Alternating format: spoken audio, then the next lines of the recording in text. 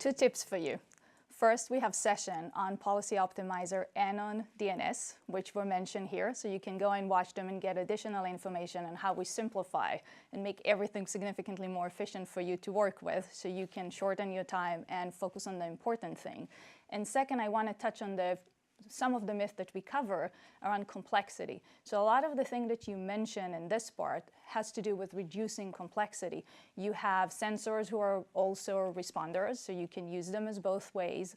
You have a set of data that is primed for analytic, and the analytic is done on the entire state of data coming from your organization and not piecemeal. So you remove the need to actually correlate it yourself. You have systems who are doing it for you. You're able to monitor behaviors on the network based on it in a more effective way. And there is a constant update loop coming back in, but not only for my network, but it's kind of a global network, and I'm not going to say global network of trust because John is next to me, but a global network of threat intelligence sharing. So if someone of us has anything happening on their network, we're able to protect everyone else before it's even hitting them, which is a very important thing to add. You benefit from the collective. Don't trust them, but benefit from them. Yeah, I mean, the complexity of systems. I have one customer, he said, our model is no vendor left behind, right? and the amount of, I have a lot of very interesting stories of places that I've done this around the world, and you see the real business problems people have with complexity. And we have to reduce that. We started by reducing it just in the platform itself. We're going to collapse into a single pass the functionality of what we used to call firewalling, the functionality of what we used to call IPS, the functionality of what we used to call URL filtering or SSL decryption or all these other things, but it's all one thing to us, right? And so we still kind of talk about it as those things, but it's one thing. It's a completely different way to do it. And so this technology is so amazing when we're designing 21st century networks instead of retrofitting 20th century networks.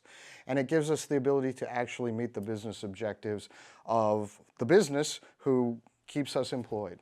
And I'll take the other side of that thought. Let's look at the outcome. We have a mutual customer back before John was working here that implemented a zero trust strategy and had protected all the critical assets within the data center.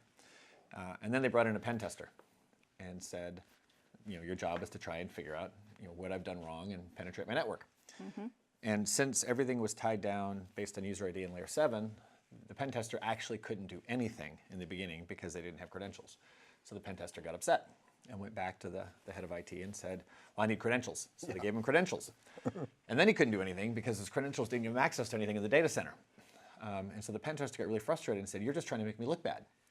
To which the head of IT responded, that's my job. Right. Right. And so I have a solution where every trick that pen tester had as effectively an ethical white hacker, they failed.